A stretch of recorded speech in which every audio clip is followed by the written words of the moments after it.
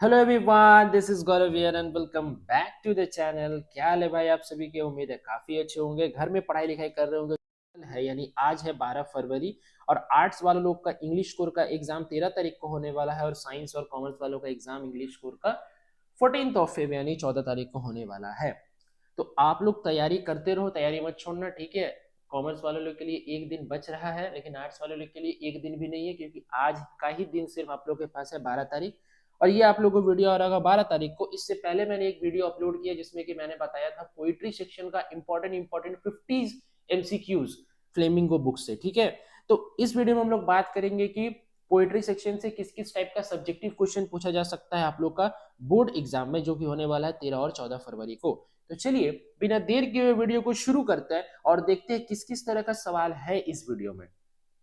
सबसे पहला क्वेश्चन जैसे कि आप लोग देख पा रहे हैं, how are Aunt Jennifer's tigers different from her, और what is the difference between her and her tigers. बोलते हैं आंट जेनिफर्स अपने टाइगर से कैसे करके भिन्न है, अलग है, और आंट जेनिफर्स और उनके टाइगर के बीच में क्या अंतर है। जरा देखिएगा, गौर से पढ़िएगा, ध्यान दीजिएगा। हाँ जी, देखिए, आंट जेनिफर्स सबड्यूडेड और suppressed emotions, desire and wishes have found expression in the wild animal that she creates a pattern.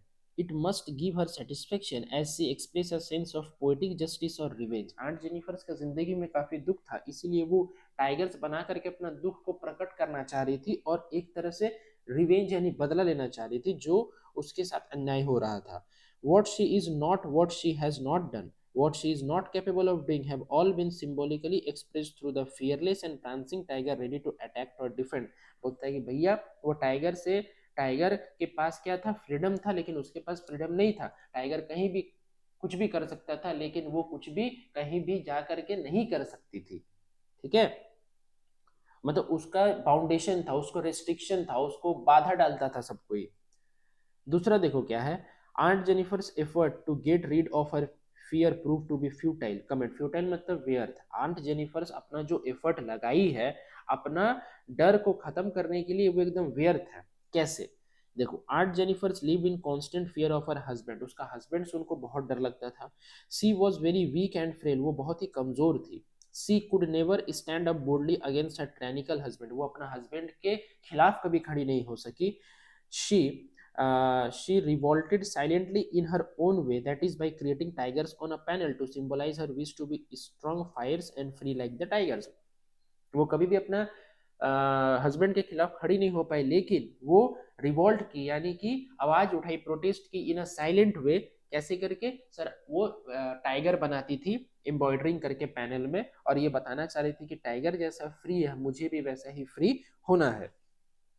There was no escape even after death, मरने के बाद भी शांति नहीं है हमको, ऐसा कौन बोल रही है? Aunt Jennifer's tiger, her terrified hands will be ringed with audience that she was mastered by, ठीक है। उसके बाद तीसरा सवाल, what are the difficulties that aunt Jennifer's faced in her life. अपना जिंदगी में क्या क्या दुविधाओं का सामना करना पड़ा था आंट जेनिफर्स को।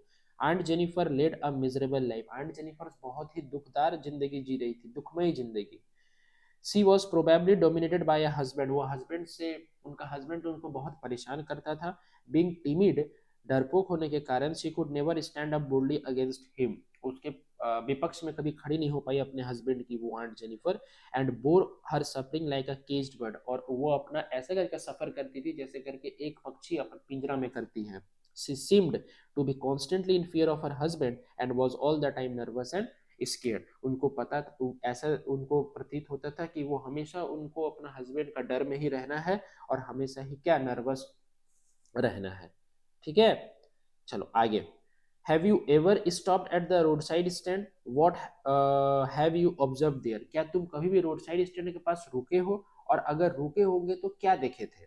देखो, on many occasions I have stopped at different road side stand while travelling with my parents. बहुत सारा ओकेजन में जब हम रास्ता से गुजरते थे तो हम अपने पेरेंट्स के साथ क्या करते थे, वहां रुकते थे। It's very open and amidst cultivated fields, truck cars and loaded tractors are seen there. बहुत कल्टिवेटेड फील्ड्स था, यानी खेत जोता हुआ था, बहुत ट्रक थे, कार थी, बसेस थी, लोडेड ट्रैक्टर्स थी वहां पे। All the drivers take a bath and eat food, सारा का सारा ड्राइवर क्या कर रहा था, नहा रहा था और वहां पे खाना खा रहा था। They clean their vehicles and take rest for a few hours there. वो क्या करता था, अपना जो गाड़ियां होती थी उसको धोया करते थे और वहां पे कुछ देर के लिए कुछ क्षण तक रेस्ट किया करते थे, विश्राम किया करते थे। We have also taken lunch wherever we have stop, हम लोग भी लंच लेके जाते हैं, जहाँ पे स्टॉप होते हैं वहां पे खाते हैं। ठीक है, ठीक उसी प्रकार वो लोग भी कर रहे थे। हाँ, उसके बाद देखो क्या है, why are the country folk disappointed, country का जो लोग थे यानी जो गांव के लोग थे वो डिसअपॉइंटेड क्यों हो गए, उदास क्यों हो गए। देखो, the country folks have put up a road side stand to sell their wares to the city dwellers, शहर शहर के लोगों को बेचने के लिए उन्होंने रोड साइड स्टैंड लगाया सामान बेचने के लिए। They desperately hope to earn some city money so that they could support their lives with it, क्योंकि शहर में क्या होता है कि कोई सामान का अगर 5 रुपया गांव में मिल रहा है तो शहर में 15 रुपया भी मिल सकता है। इससे क्या होगा कि उन लोगों का जो स्टैंडर्ड ऑफ लिविंग होगा, जो जीने का सलीका होगा, कुछ हद तक बेहतर हो सकता है। यही सोच के वो लोग रोड साइड स्टैंड लगाए। They are disappointed because the city dwellers rush away in their polished car with their minds focused only their destination. लेकिन जो सिटी ड्वेलर्स थे यानी जो कि शहरी लोग थे, वो पॉलिश्ड कार में बैठ करके, पूरा चकाचक कार में बैठ करके पार हो जाते थे और एक बार भी देखते तक नहीं थे रोड साइड स्टैंड में। ठीक है, और सिर्फ उन लोगों का जो लक्ष्य होता था, उन लोगों का डेस्टिनेशन होता था कि जहां हमको पहुंचना है वहां हमको जाना है, बाकी आसपास क्या चल रहा है हमको देखना नहीं है। ऐसा सिटी ड्वेलर्स का मन में था और यही चीज उन लोगों को खराब लगता था। किन लोगों को? फोक यानी कंट्री फोक को। आगे, if ever they pause, they are rather critical in their comments. They complain that the roadside stand have marred the scenic beauty of the landscape. अगर वो रुक भी जाते थे ना तो उन लोगों को डांटते थे कि तुम लोग रोड में स्टैंड लगा दिया है, रोड का जो खूबसूरती है, लैंडस्केप का जो ब्यूटी है, उसको तुम लोग खत्म कर रहा है। सोचो, ऐसा बोला करते थे। अच्छा देखो यहाँ पे, what do the people of the road side stand want from the city dwellers, that 2024 का सवाल है। देखो, the people of the road side stand want the passing city dwellers to stop at their road side stall, कि जो road side stand के लोग थे वो सिटी ड्वेलर से क्या चाहते थे कि भैया तुम लोग जब पास करो तो तुम लोग यहाँ पे रुको रोड साइड स्टॉल के पास, and buy things like berries, squash etcetera, और जो भी सामान हम लोग बेच रहे हैं वो सब जो तुमको पसंद है वो सब में से खरीदो, so that they get a chance to earn their living. इसीलिए हम लोग को क्या मिलेगा कि हम लोग को जीने के लिए रोटी कमाना तो पड़ेगा ना, not just to make ends meet but also to be able to afford some comfort in the life. हमको एंड्स मीट नहीं करना यानी कि रात का और 2 टाइम का खाना, 2 वक्त का खाना जुगाड़ करने नहीं बोल रहे हैं, हमको थोड़ा अपना जिंदगी भी बेहतर बनाना है, ऐसा रोड साइड स्टैंड वालों ने बताया, ऐसा उन लोग को मन करता था। ठीक है, अच्छा देखो यहाँ पे क्या है, what is the message of the poem a thing of beauty. Thing of beauty जो पोएम है उसका मैसेज क्या है, John Keats was a worshipper of beauty. John Keats जो है ना वो सिर्फ और सिर्फ ब्यूटी के रचयिता है, यानी कि वो सिर्फ और सिर्फ क्या करते हैं कि ब्यूटी को लेकर के ही लिखते हैं। For him beauty was truth and truth was beauty, उसके लिए सच ही ब्यूटी है, यानी कि खूबसूरत है और खूबसूरत ही सच है। So for him a thing of beauty was a joy for ever, उनके हिसाब से कि एक थिंग ऑफ ब्यूटी हमेशा के लिए तुमको खुशी देगा अगर कोई चीज अच्छा है तो। Beauty never fades nor it is ever devalued, beauty कभी भी खराब नहीं होगा और ना ही उसका मूल्य कभी भी घटेगा। It never pass into nothingness, beauty कभी भी तुम्हारे लिए हमेशा वो वैल्यूएबल रहेगा।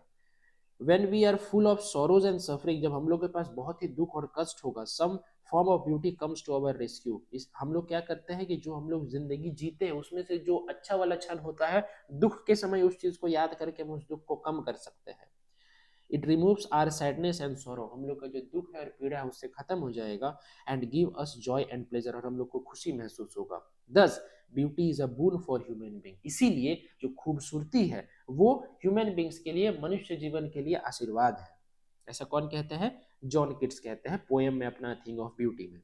डन। तो आगे क्या लिखता है कि what are the things of beauty that help us during dark time. JAC 2024 का प्रश्न फिर से देखो ध्यान से। In spite of all darkness there are small things of beauty that move our soul far from darkness and negativity. पूरा अंधकार होने के बावजूद भी ऐसा कुछ है, क्षण है, मोमेंट है जिसको हम लोग याद करके हम लोग का जिंदगी का जो अंधेरा है उसको कुछ हद तक कम कर सकते हैं और जो हम लोग का नकारात्मक सोच है उसको भी खत्म कर सकते हैं। sun, moon, old and young trees, animals such as sheep, flowers such as daffodils, greenery, streams, and all these simply earthly things of beauty as happiness and pleasure.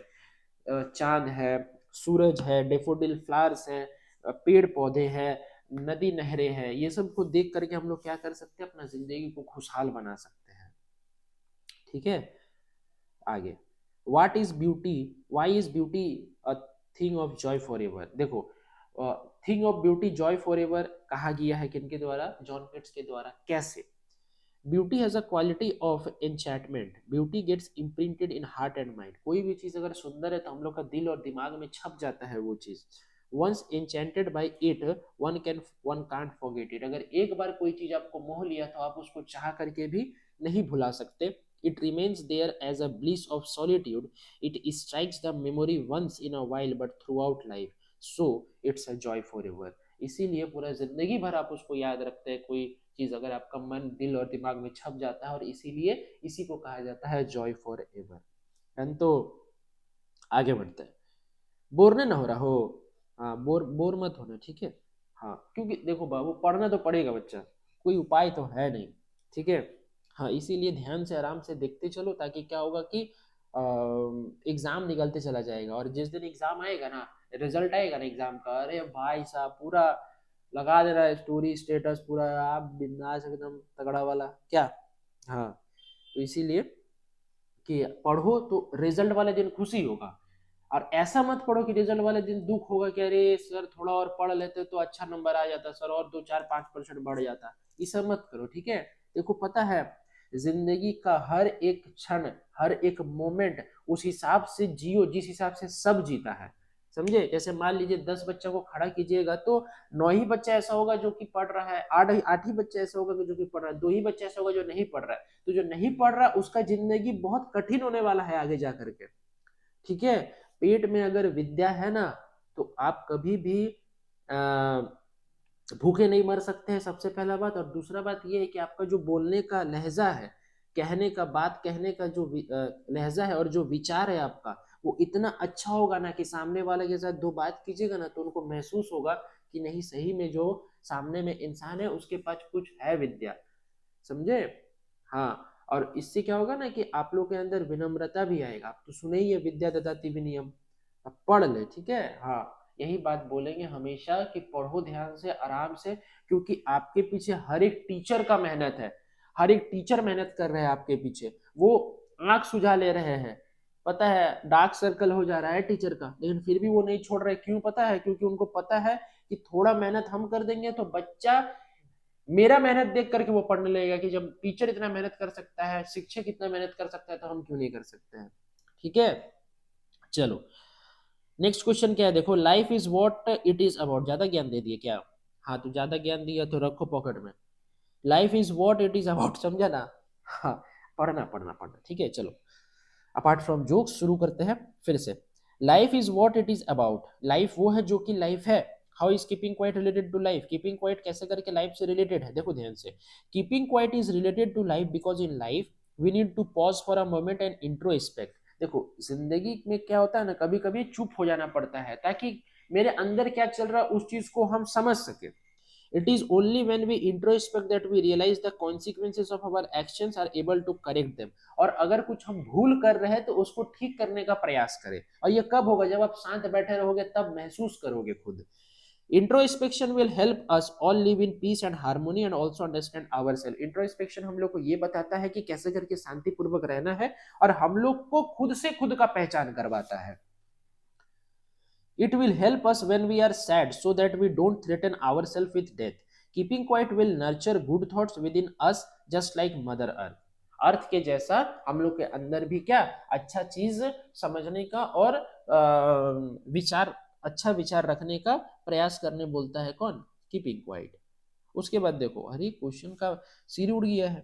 What does the poem keeping quiet teach us, keeping quiet क्या हम लोग को सिखाती है? देखो, the poem keeping quiet teach us to be quiet for some time, कुछ क्षण के लिए चुप रहो एंड इंट्रोस्पेक्ट और सोचो। The poet urges us to stop all our activity, सारा एक्टिविटी बंद कर दो, सारा कामकाज बंद कर दो, thoughtless action, and also to stop the race of moving from one day to another, to know ourselves and to rejuvenate ourself we must go inward and introspect. ठीक है, ये सोचना है खुद के बारे में, एक्शन मत करो, एक्शन को बंद कर दो, सारा एक्टिविटीज बंद कर दो, खुद के बारे में सोचो। इससे क्या होगा कि तुम खुद क्या चाहते हो समझ पाओगे और तुम्हारा जिंदगी ज्यादा खुशहाल होगा। डन तो? उसके बाद देखो, क्या है, what will counting up to 12 and keeping still help us achieve. By counting up to 12 we can concentrate on the act of silence that is to follow. जब 12 तक काउंट करेंगे तो हम लोग फॉलो कर पाएंगे उस साइलेंस को। And keeping still will help us to listen to nurture and awaken from inside. We can feel once with other human, non human and different phenomena. ठीक है। उसके बाद, what symbol from nature does the poet use to prove that keeping quiet is not a total inactivity। बोलता है कि भैया हम keeping quiet होने बोल रहे हैं, हम ये नहीं बोल रहे मर जाने तुमको, क्योंकि कीपिंग क्वाइट से बहुत कोई सोच लेता है कि मरने बोल रहा है, मरने नहीं बोल रहा है, पाब्लो नेरुडा ये कह रहा है। ठीक है, देखो ध्यान से, the poet refers to hibernation in which many classes of animal, frogs and snakes and plants, cacti, go to sleep during winter. During that period of hibernation, they survive on the food and water stored in the body before going to long sleep. When the winter is over, they came out. They prove that they were not dead. It is an example of life under apparent stillness। बोलते हैं कि hibernation एक ऐसा period होता है जिसमें animals, frog, snake, plant, वो लोग क्या करते हैं ना कि विंटर में वो लोग सो जाते हैं। ठीक है, और सोने से पहले वो लोग क्या करते हैं, फूड और वाटर में क्या करते हैं, अपना बॉडी में स्टोर कर लेते हैं। ठीक है, लेकिन जैसे ही विंटर खत्म हो जाता है वो लोग पानी से बाहर आ जाते हैं। तो इसका मतलब क्या, वो लोग जो पूरा विंटर सोए 2-3 महीना, तो यानी कि वो लोग मर गए थे? नहीं, वो लोग शांत हो गए थे, स्टिल हो गए थे। तो यही कहने का विचार कर रहे हैं, यही कहने का बात कर रहे हैं कौन, पाब्लो नेरुडा। ठीक है, चलो नेक्स्ट देखते हैं क्या है। What were the poet's feelings as she drove to Cochin airport. Cochin airport जाते जाते पोएट का क्या फीलिंग था, और what were the poet's feeling at the airport, airport में उनका क्या फीलिंग था। How did she hide them, कैसे करके उन्होंने छुपाया। देखो, the poet's feeling at the airport were of fear of losing her mother because she was afraid that her mother was going to die because she was looking very weak and she was not sure whether she would able to meet her mother again। Poetess airport में इसीलिए डरी हुई थी क्योंकि उनका डर था अपने माँ को खोने का, क्योंकि उनको पता था कि मेरी माँ जो है अब मरने वाली है, क्योंकि वो बहुत ही क्या वीक दिख रही है, और वो श्योर नहीं है कि फिर से हम अपनी माँ से मिल पाएंगे कि नहीं मिल पाएंगे। She hides her feeling by smiling and assures her mother that they would meet again। वो अपना फियर जो है, डर जो है छुपाई कैसे करके, हंस करके, और वो मम्मी को ये दिलासा दिलाया कि हम लोग फिर से मिलेंगे। उसके बाद क्या है, कहता है why has the mother been compare to the late winter's moon. The late mother को लेट विंटर्स मून से क्यों कंपेयर किया गया। The late winter's moon look pale and withered under fog and mist. कुहासा के जब कुहासा रहता है तो क्या होता है कि जो मून होता है, चांद होता है, वो छिप जाता है, क्लियर नहीं दिखता है। The falling leaves during winter give the idea of death. Winter में क्या होता है कि जो लीव्स है, जो पत्ते हैं, वो पेड़ से गिरते हैं, इसका मतलब वो मर चुका है पत्ता।